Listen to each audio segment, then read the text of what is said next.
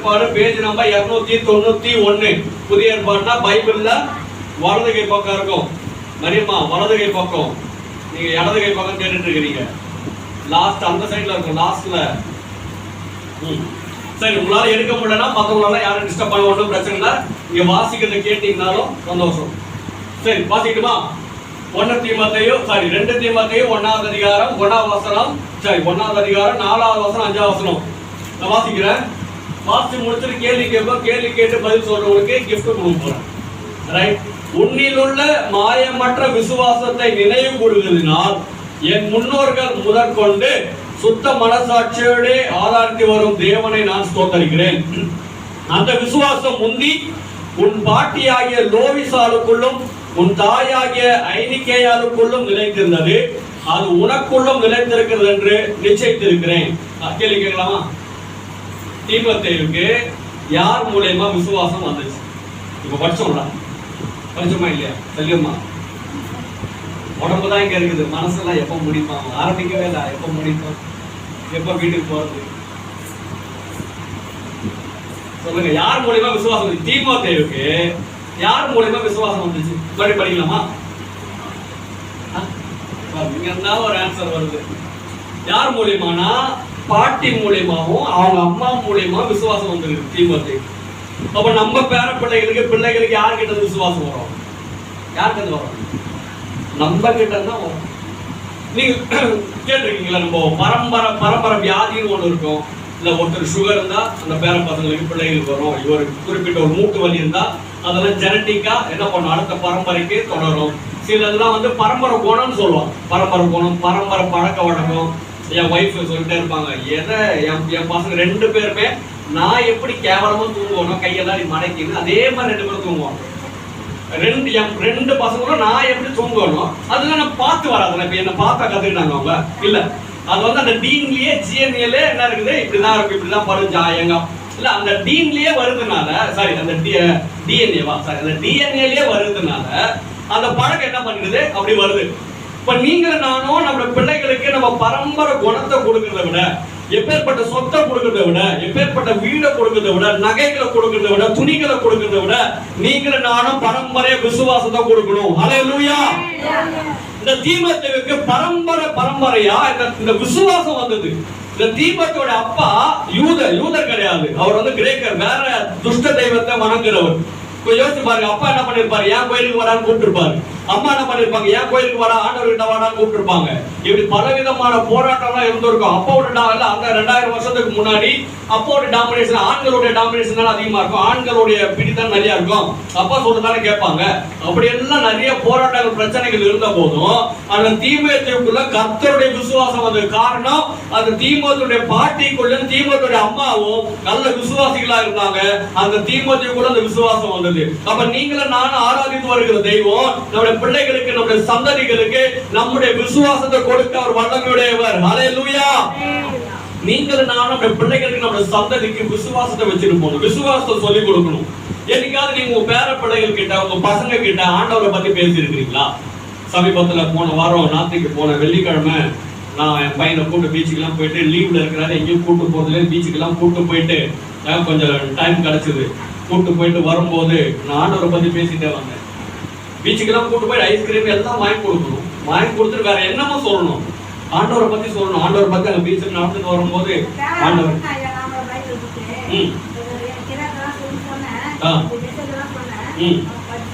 ஆமென் ஹல்லேலூயா. ஆண்டவர் நம்மள அதுக்கு தான் வச்சிருக்கார். நம்ம சந்ததிக்கு, உங்க சந்ததிக்கு நீங்க எப்பேற்பட்ட சொத்தை வச்சிட்டு போறதை விட இந்த தீமோத்தேயு போல விசுவாசத்தை வச்சிட்டு போகணும். ஹல்லேலூயா.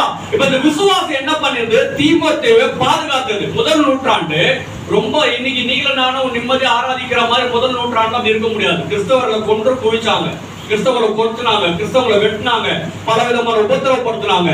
அப்பேற்பட்ட காலத்துல இந்த தீமோத்தேயு பாஸ்டரா இருக்கிறார். இந்த தீமோத்தேயு பவுலுடைய சப்போர்ட்ல நல்லா ஊழியம் பண்றார். அப்போ முதல் நூற்றாண்டு ஆபத்தான சூழ்நிலையில அவர் நிம்மதியா ஊழியம் பண்ண வச்சார். அப்ப நீங்களும் நான் நம்ம பிள்ளைகளுக்கு நல்ல விசுவாசத்தை வச்சுட்டு போனா நம்ம பிள்ளைகள் நல்ல பாதுகாப்பா இருப்பாங்க. ஹல்லேலூயா. உலக ஆபத்தை நம்ம பிள்ளைகளை தொடாதபடி, நம்ம பேர பிள்ளைகளை தொடாதபடி நீங்களும் நான் நல்ல விசுவாசத்தை வச்சுட்டு போனா, அவங்க நல்ல விசுவாசம் சொல்லி கொடுத்துட்டு போனா, ஆண்டவர் நம்ம பிள்ளைகளை பாதுகாக்க வல்லமையுடையவர். ஆண்டவர் ஆபிரகாமை எல்லா விதமான காரியங்களும் ஆசீர்வதிச்சார். காரணம் தெரியுமா? ஆதியா 18வது அதிகாரம் 19வது வசனம் சொல்லுது, ஆபிரகாம் தன் பிள்ளைகளுக்கு ஆண்டவருடைய கட்டளைகளை போதிப்பான். ஆண்டவர் எப்படியாப்பட்டவர், ஆண்டவர் எவ்வளவு வல்லமையுடையவர், ஆண்டவர் என்னென்ன காரியங்கள் செய்வார், பாவம் எல்லாம் வாழணும் அப்படின்னு தன் சந்ததிக்கு சொல்லி கொடுப்பான்னு சொல்லி ஆண்டவரோட பலத்த காரியங்களை ஆசீர்வதிச்சார் பைபிள்ல பாக்குறோம். அப்ப நீங்களும் நான் நம்முடைய பிள்ளைகளுக்கு, பேர பிள்ளைகளுக்கு, உறவினருக்கு ஆண்டவரை பத்தி சொல்லுவோம்னா, ஆண்டவருடைய வார்த்தைகளை நடத்துவோம்னா, ஆண்டவர் நம்மளையும் ஆசீர்வதிப்பார், நம்முடைய பிள்ளைகளை அவர் பாதுகாக்க அவர் வல்லமையுடையவர். ஹல்லேலூயா. ஆமென். தானியேல் 3வது அதிகாரம் 27வது வசனம். தானியேல் 3:27.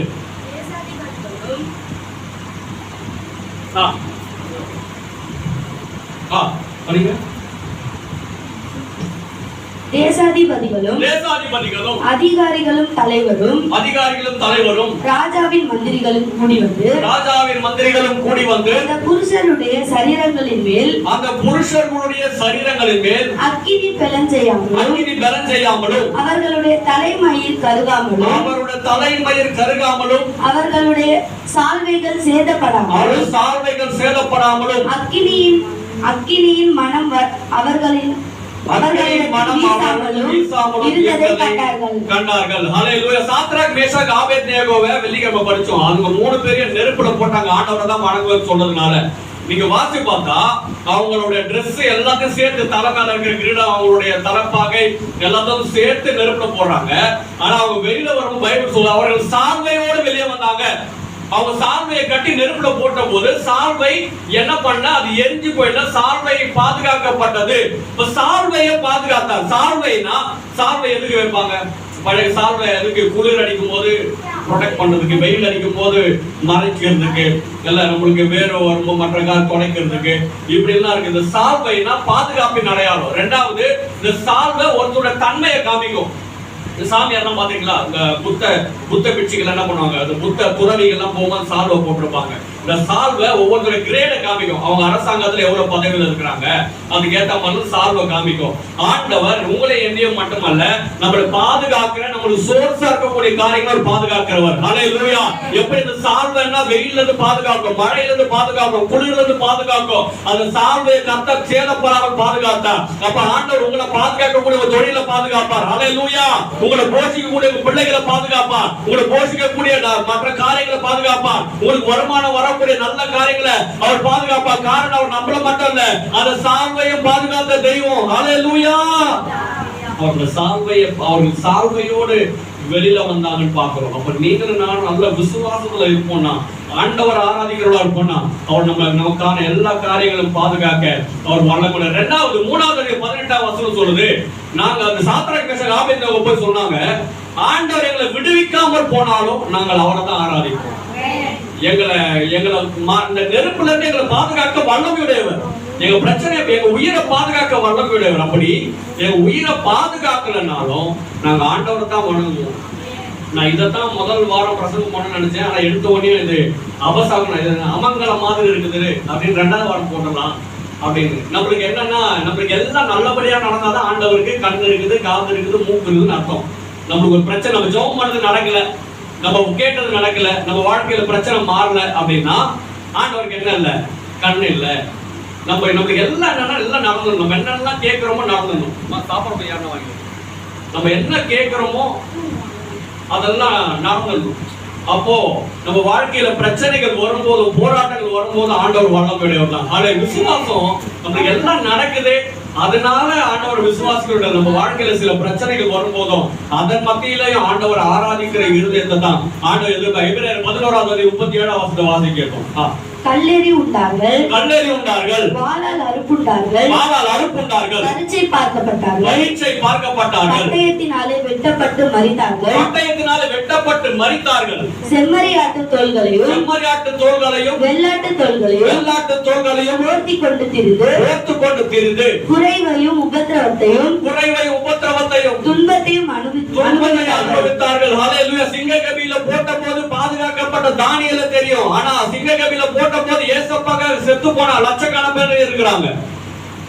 ஆண்டவர் ஆபத்து அந்த நெருப்புல போட போது ஆண்டவர் பாதுகாத்த சாத்ராக் மேஷாக் ஆபேத்நேகோ தெரியும். ஆனா ஆயிரக்கணக்கான பேர் இந்த நெருப்புல போட்ட போது ஆண்டவருக்கு செத்து போனாங்க.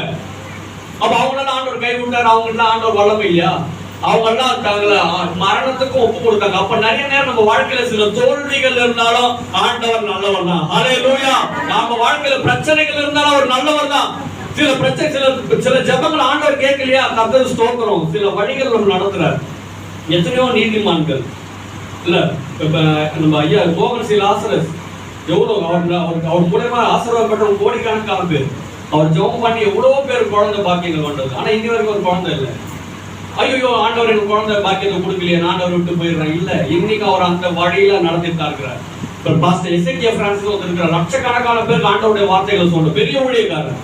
அவங்க மனைவி வெள்ளக்காரம்மா, அவனுக்கு குழந்தை இல்லை.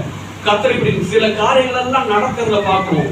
அவங்க எல்லாம் சோர்ந்து போய் ஐயோ ஆண்டவருக்கு அற்புதம் செய்ய, நம்மளுக்கு என்ன சின்ன பிரச்சனை வந்தோடனே ஐயோ நான் இவ்வளவு ஜெபம் பண்றேனே, இவ்வளவு வேதம் வாசிக்கிறேன், இவ்வளவு சபைக்கு வரேனே, இவ்வளவு காணிக்கை கொடுக்குறேனே, இன்னும் என் குடும்பம் மாறவே இல்லையே, இன்னும் நான் வீடு கட்டலையே, இன்னும் நான் கார் வாங்கலையே, இன்னும் நான் பங்களா வாங்கலையே, இன்னும் நான் நகை வாங்கலையே, இன்னும் இந்த பிரச்சனை தீரவே இல்லையே, என் பையன் திருந்தலையே, கணவர் திருந்தலையே அப்படின்னு உடஞ்சு போயிடுறோம். இந்த சூழ்நிலைகள் இருக்கும் போதும் அவரை விசுவாசிக்கிறது ஆண்டவர் உங்களை வச்சிருக்காரு. ஹல்லேலூயா.